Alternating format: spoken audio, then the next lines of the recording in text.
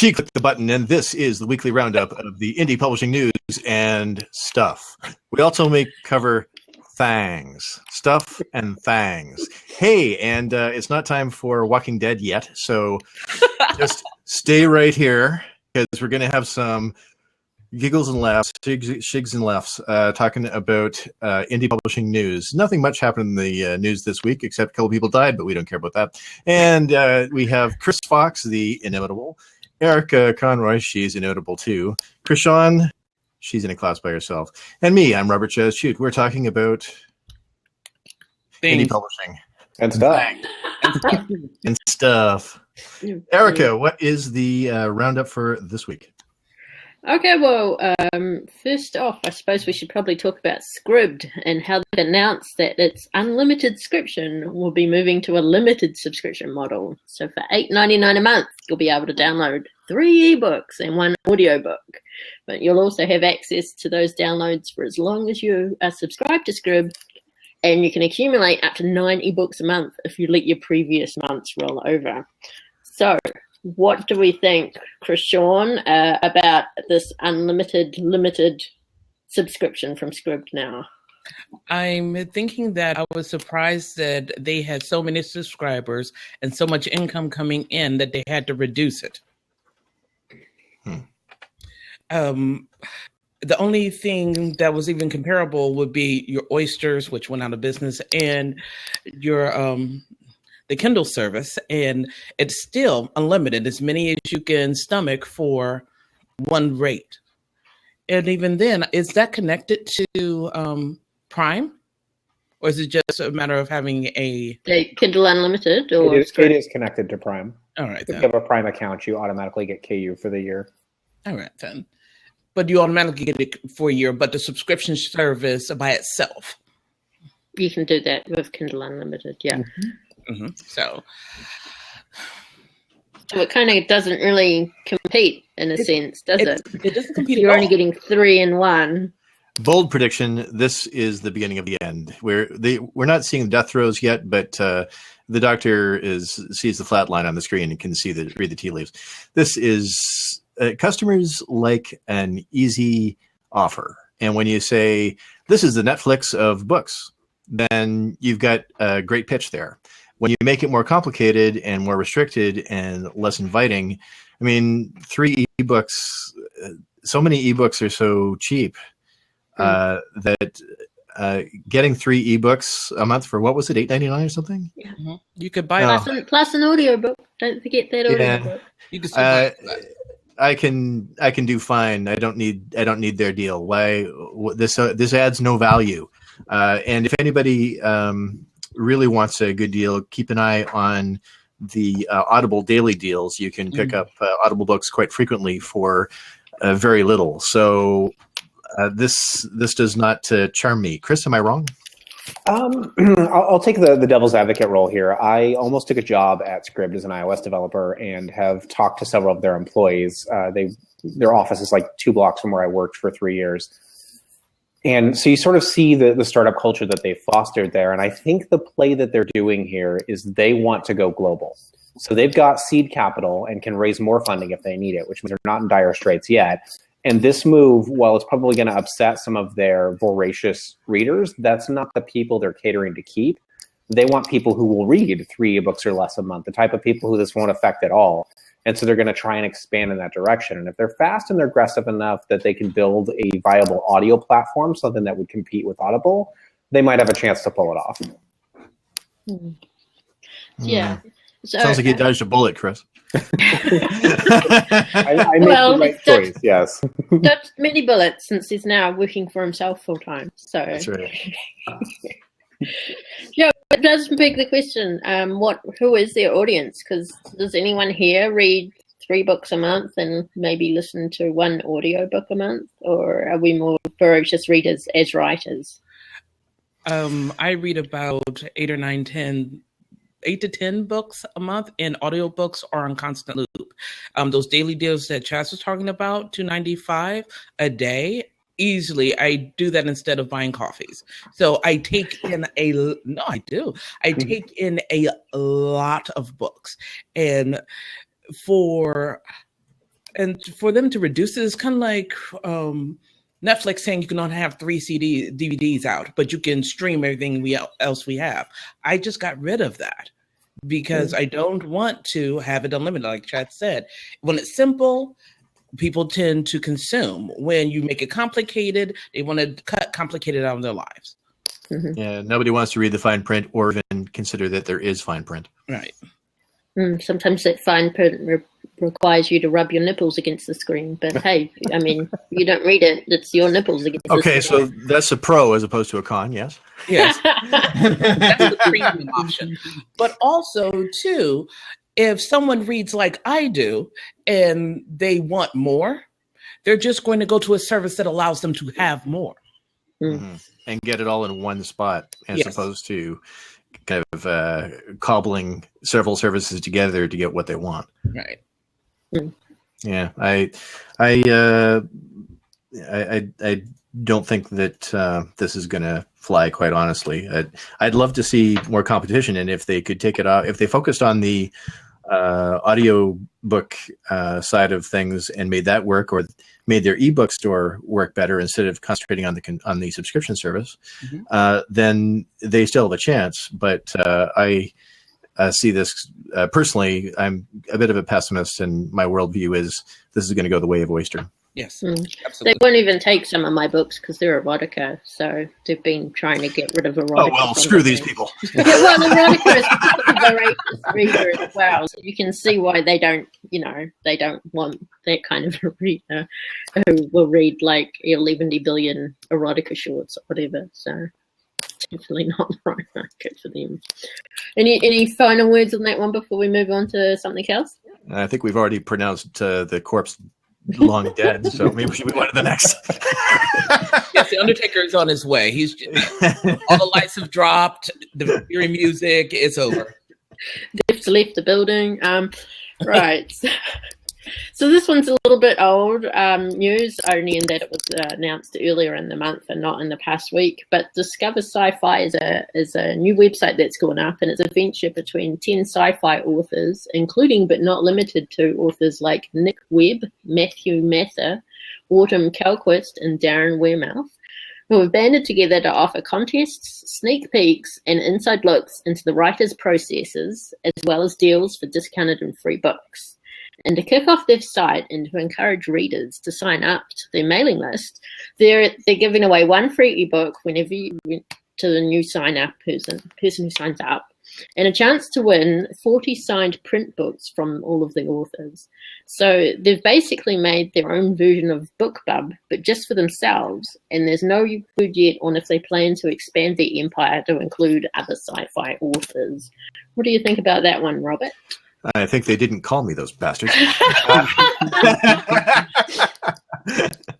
I think that these guys are in a really good position because among them, they've sold over 5 million books. And so they can probably get together a lot of traffic to this site. And of course, for the hardcore fans, they want they always want a lot of new content. So whether they'll be able to keep it up in the long term will be interesting if they can keep up that pulp speed kind of pace. Although they're sci-fi authors, so there's a good chance that a bunch of them can do that.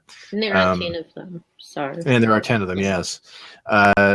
So my guess would be that they will open it up to more people, just keep the flow steady so they can keep subscribers interested and remind them that who they are often enough.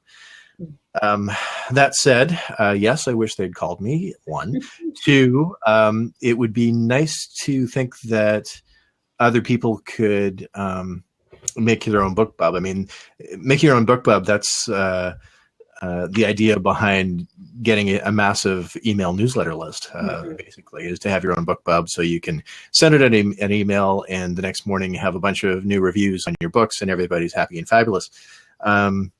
For people who don't have 5 million books sold already, that'd be a bit more of a challenge to get together. Although I'd love to be able to emulate that. I think it might be difficult. So I guess I'll just wait for their call. What do you think, Chris?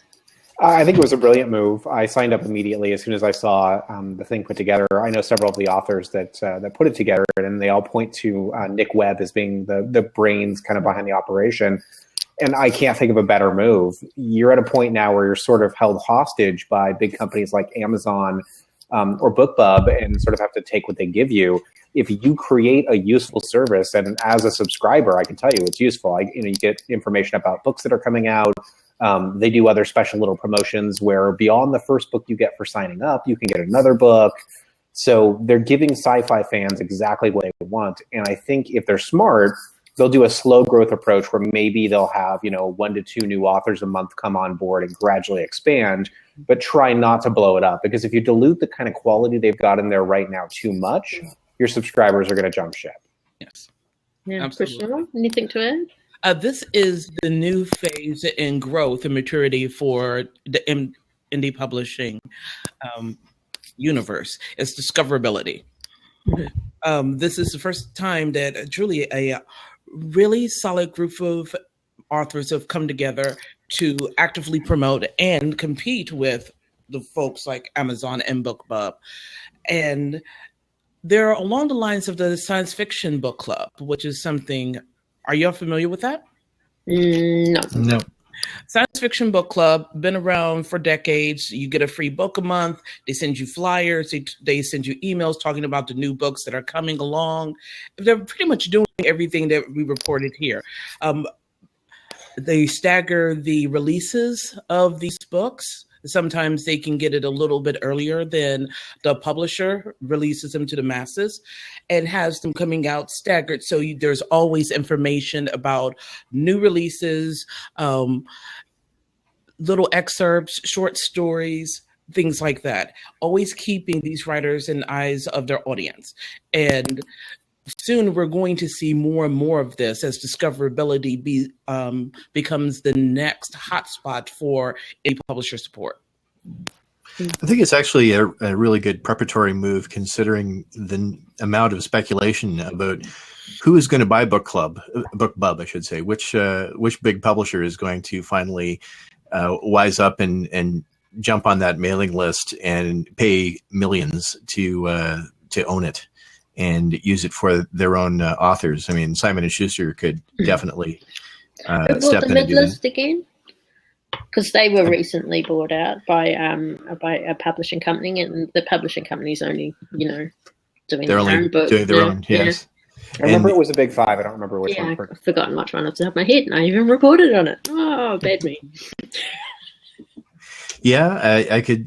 That's the thing. If Hachette comes in and snaps up BookBub, then all the indie authors who are like, you don't actually base your marketing plan on BookBub because you have to apply. You can't just assume you're going to get it. Mm. But anytime I've ever gotten a BookBub, it helped me immensely. I have heard some people say that they're not getting as big a benefit out of BookBub recently. And that might be a bit of subscriber fatigue as well. I notice with my own email box that when I see that BookBub, I've got so many books to read now that I haven't checked BookBub for maybe a couple months now.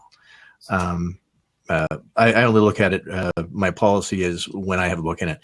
But when you have these rumblings of how much longer will it be there, a move like this is really farsighted.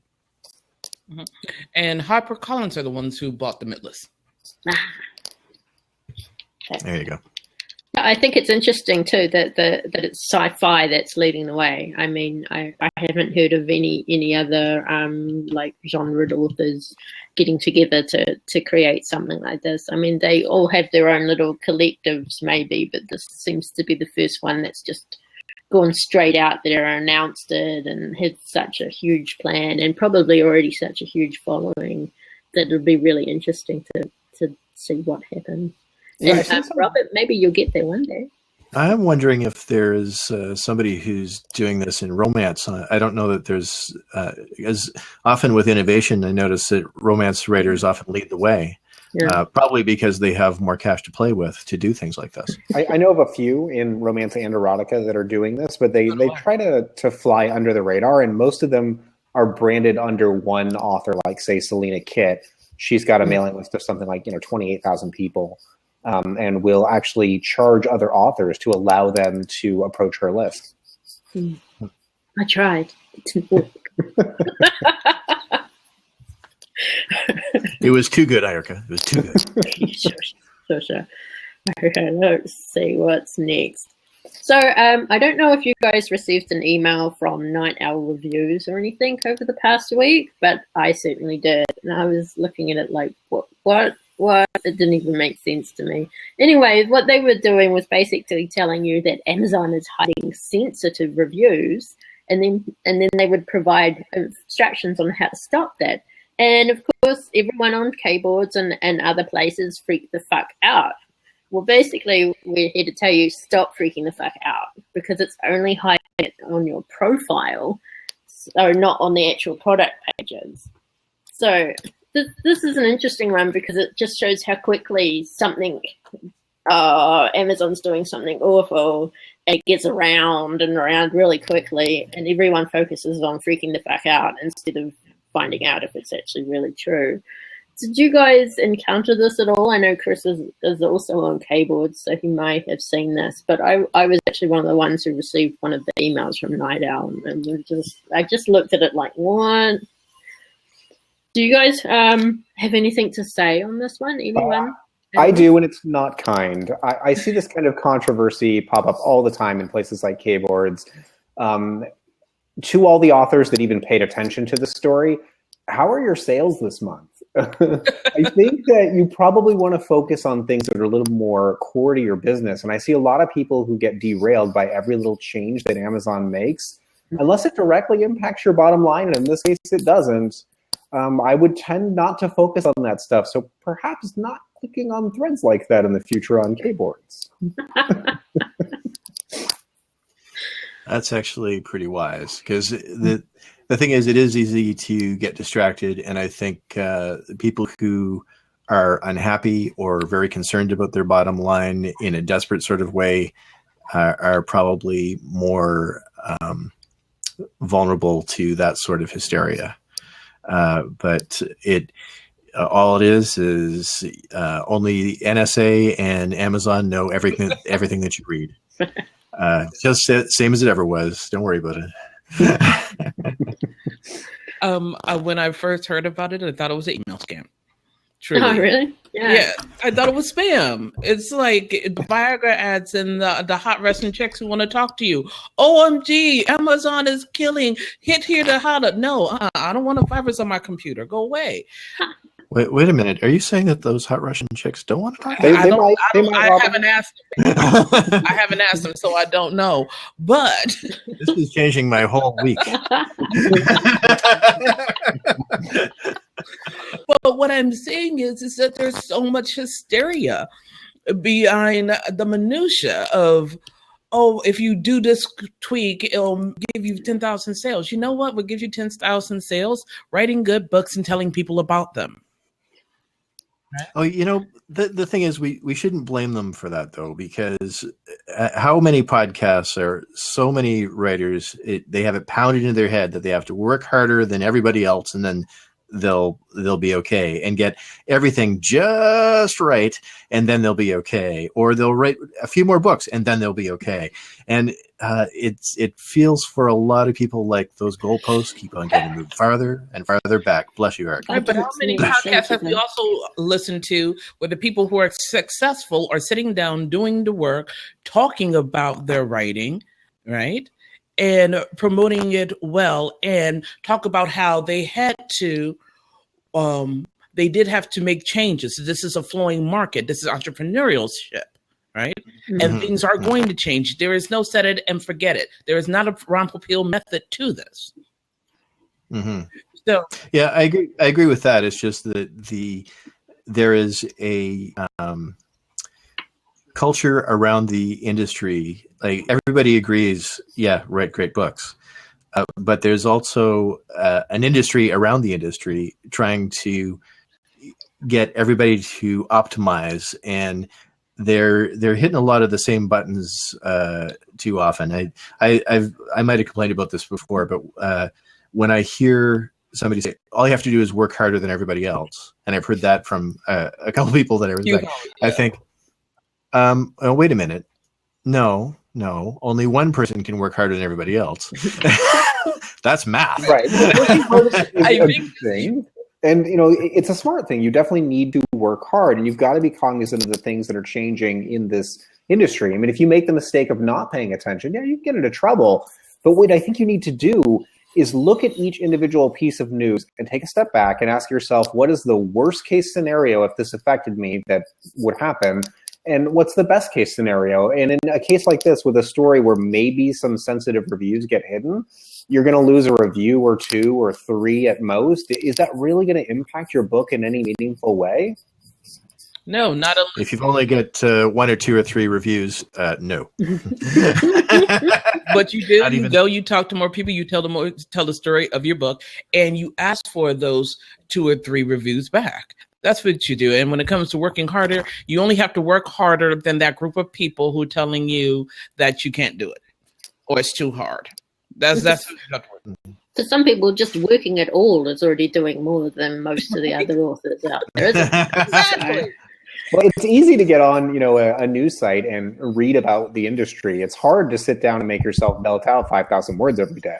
Oh, yeah. And I say unto you, my people, I say unto you that I have time to work hard and to be sad. I can do both. At the same time.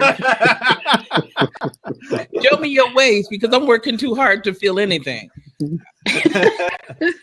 Just numb. Yeah, I can't feel my fingers. I can't feel it no more, baby. Oh, well, that's all right. You got dictation, so Right. you don't need your fingers. I read Chris's book, and now I can't feel my legs. God. What on earth? Writing habit. I don't even want to know how that happened, but I think in this instance, though, a lot of people jumped on it, and it was just a hot topic at the time, because we've just recently, I mean, wasn't it earlier in the year or at the end of last year, reviews started disappearing. Mm-hmm. Yeah, so this is still a lukewarm to mildly hot topic still, and I think that the people who started sharing this around, it's almost like, could it be clickbait even? Yes. I think that a lot of people, they're not doing it for clickbait necessarily. They're genuinely concerned because, Amazon makes a move and the automatic reaction is fear. Mm-hmm. Well, we are writers. We do concentrate on the worst case scenarios. That is what we do. And then make it worse. You've got to make your characters suffer, people. Otherwise, it's not worth it at the end when they get there happily ever after. Unless you read Robert's books.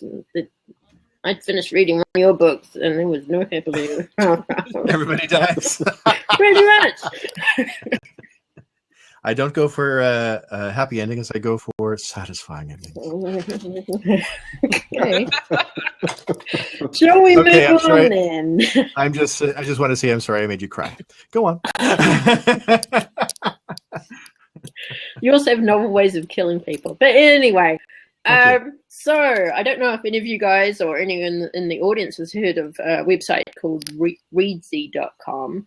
Anyway, Reedsy is a website that helps you craft a book online with the help of the editors, and it's announced the release of the first edition of the Reedsy book editor. It's a simplistic yet powerful writing platform and formatting tool, and it's kind of like Scrivener and Word had a cyber threesome with Google Docs and produced a baby that can utilize track changes, allow real-time use between co-authors or even an editor, and produce pretty exported docs that are ebook and print book ready. What do you guys think of this new tool? I think Chris. terminology is questionable. Questionable? Sorry, you spammed out there a little bit. What was that? What did you say? I said I think her biology is questionable. I'm like, oh, Hey, I write Baby from a sci-fi threesome? romances. Anything can happen in sci-fi romances. Okay, So, yeah. I think that this is a wonderful little tool. There was a couple of people in the NaNoWriMo lists that are talking about it. We're talking about it in beta. And it seems to be a neat little tool, especially for those of us who are not down, well, are looking to go into print and not particularly down with the InDesign. Right. And wanting to go, and I think they also have preloaded templates as well. Yeah, there's about 2 of them, I think, at the moment. They're constantly, they intend to be adding to them. Basically, over the next few weeks, they're intending to add updates and stuff. I think they're allowing third-party ones and the ability to upload your own, which would be fantastic. And it'll keep it at a low price point and accessible, a very powerful tool, accessible to authors who don't want to climb this steep learning curve of InDesign or Scrivener. Because Scrivener seems very simplistic, but it's a lot. It's very powerful, and it has a lot of features, and you have to dig to find them out. I think this is, from what I'm hearing, this is a lot more intuitive. Robert? Well, I use Scrivener, and I've used formatters. I've never used InDesign because of the expense. I will probably end up sticking with Scrivener, but I am curious to check it out. I have not used it, so I can't really say much about it other than I'm curious, because it would be nice to have something that is a little easier than Scrivener can be, although I've used it enough now that I'm much more confident than I was at the beginning. I remember trying to format with Scrivener the first time, and there were tears. The day might have, it didn't end with a gunshot, but I thought about it. I think I was trying to get something formatted for, it might have been a day or more, 18, and I mean like an 18-hour day. And then the next book, I did it again. It might have been 6 hours, and then 3 hours. And then one summer I did a serial where I was publishing so much that you look back on that time. Well, you look back on your learning curve and you go, what did I have a problem with again? So, once you've reached a point of mastery, you're kind of reluctant to try to format with something with a different tool. But I'm curious enough. I'll check it out. Sure.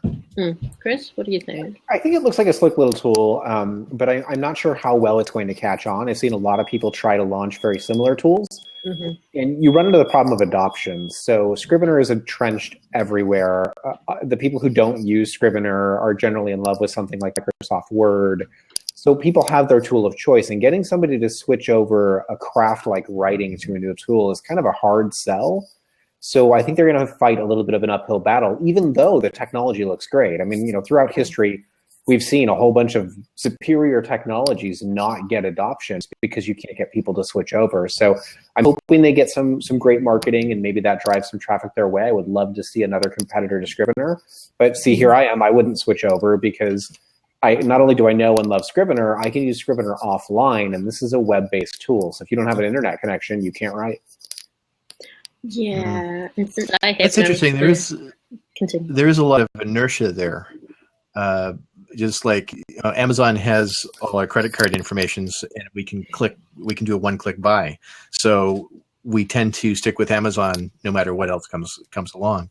And that is interesting. Like it's true. You can have even superior technology that doesn't get adopted because of either a prejudice or because of inertia. The Hindenburg comes to mind, in that he had a beautiful airship that, airships could be lifting huge amounts of weight and transporting them. I remember looking at Popular Mechanics in the 70s and 80s and going, the airships, that's the future. They'll be, they'll have a helicopter, a jet helicopter on each wing off the airship, and look at how much it'll be able to carry. But one airship goes down and we write it off completely, as if there's never been a plane crash.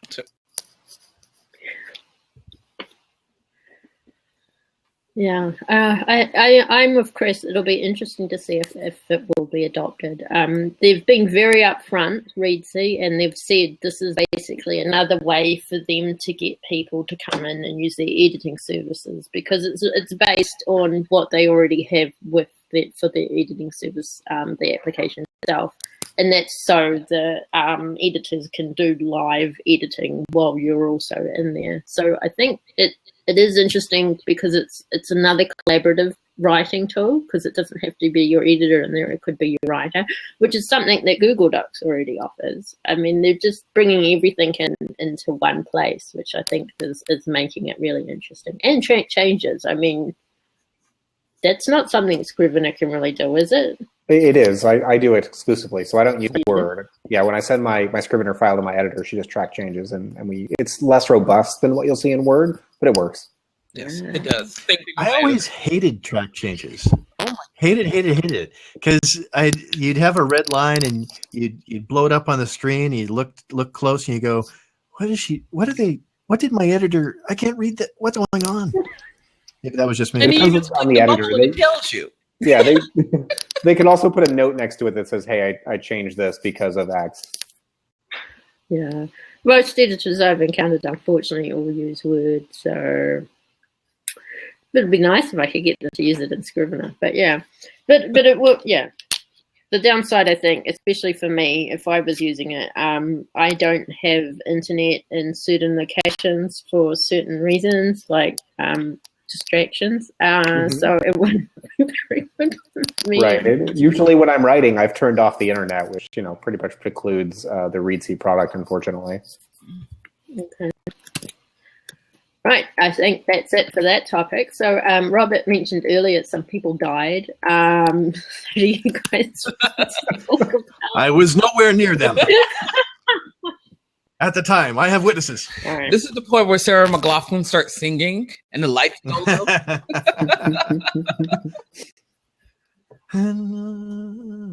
Yeah, well, Umberto Eco died. What was he, 84? If you haven't read The Name of the Rose, read that one. Yes. And if you want a headache, read Foucault's Pendulum. I couldn't get through that, but I like The Name of the Rose a lot. And actually, Sean Connery was in The Name of the Rose. I remember seeing that. Oh gosh, I can't remember what year it was, but The Name of the Rose is really a fantastic movie as well as a book. And I think it stuck pretty close to the book as I remember. And you get to see Christian Slater have sex with a really hot girl, and he's got the monk haircut. So I know you want to see that now. And that's the only movie. This is a little bit of interesting trivia. That's the only movie where Sean Connery is a virgin. So there's that. Umberto Eco described himself as a philosopher. He's an Italian philosopher from Monday to Friday, and he was only a novelist Saturdays and Sundays, he said. But he was a great thinker, and he will be missed. Now there's Harper Lee. She died at 89 this week, and she's turned into kind of a cautionary tale. Yes, she has. Sadly, yes. Because I remember I loved To Kill a Mockingbird. I loved it very much, along with millions of others. I think it sold like 10 million worldwide. It's a staple of a lot of educational curricula still. In fact, I think my daughter studied it this year, and they watched the movie with Gregory Peck. Yeah. And that's a need as well. Everybody should see that. So the cautionary tale is she hated the publicity around the book so much, and being the center of attention, she was the example of the writer introvert. She retreated to her cave and really never came out. She's been suffering from a lot. She'd suffered from a lot of health problems, and in the last few years, and had been in an assisted living facility, and a manuscript called Go Set a Watchman was discovered by her Lawyer, and that was written in 1957, apparently, and it was highly anticipated. And unfortunately, it turned everybody. The thing is, if you see the movie before you see the book, you see Gregory Peck in that role, and the movie was so popular that you can't divorce Gregory Peck from Atticus Finch. And then in the sequel, or some people call it a prequel, Atticus Finch's character turns into a guy who's actually okay with racism. And so the cautionary tale is, one, be careful of what you wish for. Because, I think the world could have done without Ghost Out of Watchmen, actually. And two, whether you're going to be huge or whether you're going to be small, try to set up your living will and what you want done with your artistic property. And for the love of God, if it's going to be that bad, then burn it. Go through your drawers. Don't leave anything behind for anybody to find. This has actually been an issue with several authors. Tupac is still putting out albums. When you consider that when you have an estate left behind after your death, and you have heirs going through those drawers trying to see what can we make money off of, what did they never want to see the light of day, and we'll make some money off it. Set it out in your will while you are of whole mind and body, and take some precautions, because I have to say that unfortunately Harper Lee's legacy is a bit tainted now, and it's very sad. And it was wasn't it also her sister as well as the lawyer? Well, I think her sister was her lawyer, and then her sister finally stopped practice when she was very elderly, and another younger lawyer took over, and that seemed to be when the problem started. There were a lot of questions that seemed to be resolved. They were investigated, and the conclusion of the local authorities was that Harper Lee was still of sound mind and body when she was allowing this stuff to happen. But I guess in the end, it was very poorly reviewed, very, very poorly received critically. And it really came off as a cash grab by the publishers in the end. Yes, that's absolutely, it looked that way. And I wonder if it had been, because Set of Watchmen was the book she had written, then decided to scrap it and write it again, and it became To Kill a Mockingbird. But I wonder if this had been released 20, 30 years ago, would we have had the same reaction we do now? I don't know that we would, and I think that in 20 years from now, no one's going to remember the later book, and everyone is still going to remember To Kill a Mockingbird. So I think that her legacy in the short term might be a little bit tainted, but long term, she has contributed a literary masterpiece that our grandchildren's grandchildren will probably still study. Just so. I hope you're right about that, because the other interesting aspect of fame, which, you have to say Harper Lee actually got her wish. She pretty much was left alone by the media after her first encounter with the media after To Kill a Mockingbird came out, and when the movie was released. She was hounded by the media, and everybody was she suffered from that really interesting curse of, I wrote a masterpiece, and now whatever else I do after that, nobody will be happy with, and I'm not comfortable with criticism, etc. That's very real. It can scare people off and screw up their second attempts. But the other interesting thing about fame is that you can write a lot of books, or you can do a lot of movies, or you can paint a lot of paintings, but you'll end up being famous for one or two of them. I've read all but one of Kurt Vonnegut's books because I couldn't get into Galapagos, but I love them all. But if you say to people who are in the general public reading, what do you like? Cat's Cradle, Slaughterhouse-Five. Exactly. Exactly. That's perfect. what they'll say. Mm-hmm. That's what they'll say.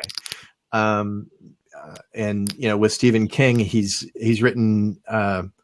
A lot of people could name all the books, but they'll jump to, I love The Stand. Mm-hmm. I love and a couple of things. It depends on how old you are. If you're a certain age, there's usually one, like The Stand, The Shining, or Needful Things, Dolores Claiborne, Misery, and then now Hearts of Atlantis or Dark Tower. It depends on what you like reading, but it's always that out of almost 60 published works, the highlights are only about 5 or 6 total, like 10%.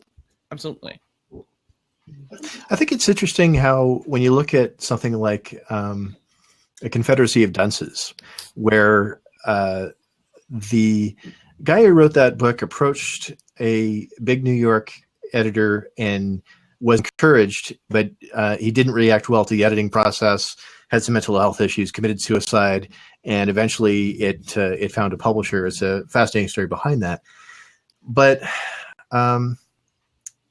I think Harper Lee and that any author who gets suicidal over a book is actually a holdover from another time, because one, we don't have the gatekeepers to deal with. We can make the mistake of publishing, hitting publish too soon or on our own. And two, we're not nearly so precious about publishing as we once were, because it's like, I think you'll still see people who will say, well, if it takes you less than 2 or 3 years to write a book, it can't be any good. That number of authors is dwindling because they see so many people successfully pump out books faster and faster and faster until they reach Chris Fox speed. Yes, I was going to point to you. So we have the avatar and poster boy for the concept of talking about right here. Yeah, I think it'll be interesting seeing what happens going forward, because you're going to have more and more people, now that the internet allows you to learn anything, including writing and writing faster. We're going to have tons and tons and tons of writers that put out tons and tons and tons of books. And all I think that's going to do is mean that more wonderful books rise to the top, and the crap that is written is going to fall to the bottom. And that's going to be true for any given author. So I bring up Isaac Asimov a lot. I mean, he had over 500 published works. You can't name 490 of those works, but you sure can name the last 10. Mm-hmm. Okay. I've read his anatomy books. Huh. I read his short series of cozy mysteries. Oh, and I've also read his robot books, because I wrote a series of robot books, and I discovered that he was. I was going back to the previous generation of robot books, where the robots are all evil, and he's got this crazy idea that when the machines become sentient, they'll actually be benevolent. We're all gonna die. Yeah. What else? Well, on that note, we should probably end it, because we're well over our usual half an hour.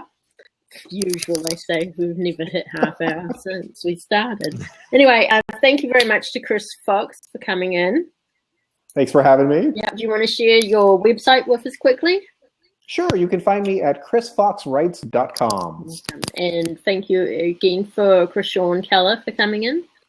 You're welcome. Bye, everyone. Virtual high five, Chrishaun. Yes. We're working on that 5,000 words a day. And you can find me at allazar.com, ALLAZAR.com. And also thank you to Robert Chazz Chute for coming in as well. You are very welcome. You can find me at allthatchazz.com. Chazz with 2 Z's, 2 Z's if you're nasty. I'm only if you're not nasty, you won't find the website. Then it's Z. CHAZZ. Damn it. I'm undermined. And I'm Erica Conroy, and you can find me at ericaconroy.com. And also you can find the rest of our podcasts where we interview authors and other providers in the indie industry, and also our weekly blog on self-publishing roundtable.com. I believe we'll be interviewing Trish McKellen on Thursday live, so check out the website for more information in the next few days. And thank you once again. Good night, everyone. Good night. Good night, everybody. Up next, Walking Dead. In Blacklist.